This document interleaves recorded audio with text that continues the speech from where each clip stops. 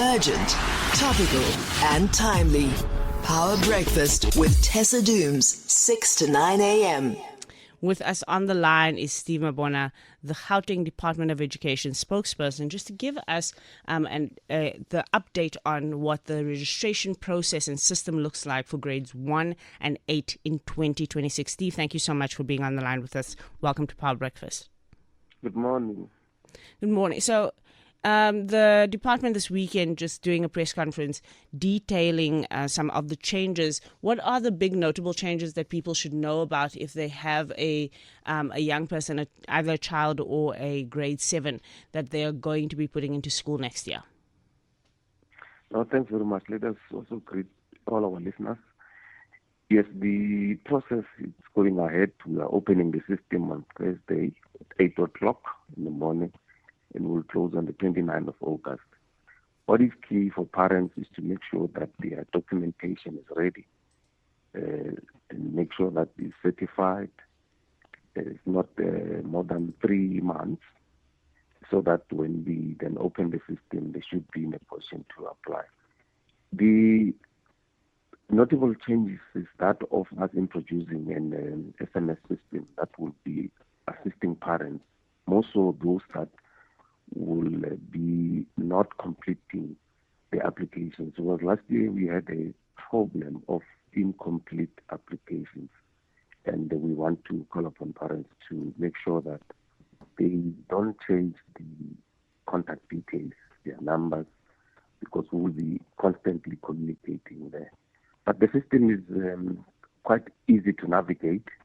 To the new parents that will be accessing it, you just need to make sure that you create your credentials, make sure that you then register the child that you are applying for.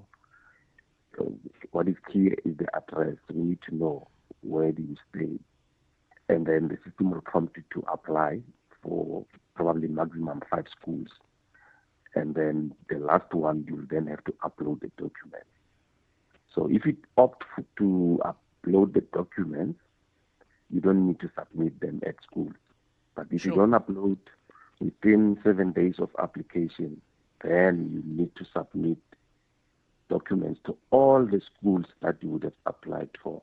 And what you need to insist on is an acknowledgement slip that you have submitted those documents. Because we have learned that previously parents will say we submitted only to find that the school did not probably upload the documents in the system, and we didn't have proof that they would have submitted. So now there will be a slip stamped to say I've submitted the document. So Steve, you're saying that parents can apply to up to 5 schools. The submission of documents, does that have to be done, if not uploaded online, would that need to be physically done to all 5 schools? Definitely. So the good thing about the system is that you only upload once, and all the schools will be in a position to see that you've uploaded documents. So it's advisable to upload documents on the system. But there are parents that will, want to physically go and, submit the documents. But if you've uploaded, you don't even need to submit the documents at our schools.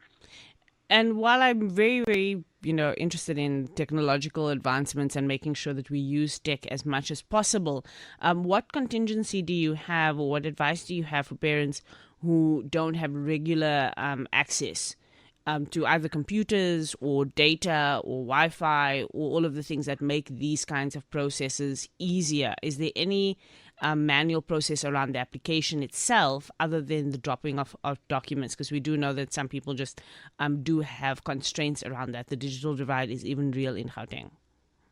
We have over 81 centers that there's parents that can go, just walk in there. We're going to avail them, in our socials, and the parents can call the call center to check on where those centers are. It's 0800 000 789. 0800 000 789. Sure. So all our district offices will be assisting parents, including head office. All schools, they should be in a position to assist parents if they come and seek assistance there. They can access the system and assist them.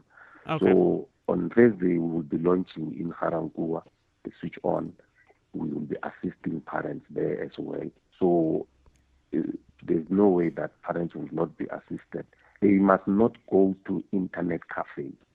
Internet Okay. cafes are a problem for us because they don't complete the applications and they make parents to pay. So you don't need to pay to apply. So there are the centers that can be accessed, and people can just go onto either your social media pages or go to any schools and ask for advice about where the nearest centers are. The time frame is about 37 days that people will have to be able to do these applications from the 24th of July until the 29th of August. But it is quite a number of people. About 400,000 learners are annually brought into the system. Does that number account for both the grade 1s and the grade 7s going into grade 8, or is that just the grade 1 cohort, which is at 400,000? It's both combined. Is it both combined? And then the days are enough because you must monitor us. We're going to be updating you. The first day we're going to record probably over 100,000 applications, and by the end of the week we'll be sitting at over 200,000. So it tells you that the other days we're just going to be having them just to monitor and make Processing. sure that other people apply and all that. By the time we close, all people that we need to be in the system should be there. Are you worried about any glitches? There have historically been glitches in these kinds of systems, and we also know we do not want to have issues. I mean, we've seen some parents over the years having real issues at the beginning of the year. I'm worried about any of those, and what happens if there is a glitch? No, we don't have glitches in the system. The only challenge that we will have, yes, definitely, is the capacity of our schools, accommodating everyone that would have applied. There we have a challenge. We are highly pressured, but we have increased classes. We are continuing to build in schools, most especially in the high pressure areas. We've introduced what we call satellite schools in the form of mobile units, which will be augmenting into the system, making sure that our parents are placed at those schools. So that's the only challenge where parents will be coming and say, the system does not work because they are not placed where they want to be placed. But there's nothing wrong with the system. Well, for all the parents out there, if you have a grade R or grade 7 learner, even if they are already in a school, please make sure that you apply. I think one of the things that came strongly out of that press conference is that just because your child is already in a school does not mean that they do not need to apply. They absolutely need to apply, and that's for anyone going into grade 1 or grade 8, and the portal opens on 24th of July but closes on the 29th of August. So that window then, of course, placements will start rolling out in October. So keep your eyes on your phone. But thank you so much, Steve Mabona, the Gauteng Department spokesperson, for giving us that update.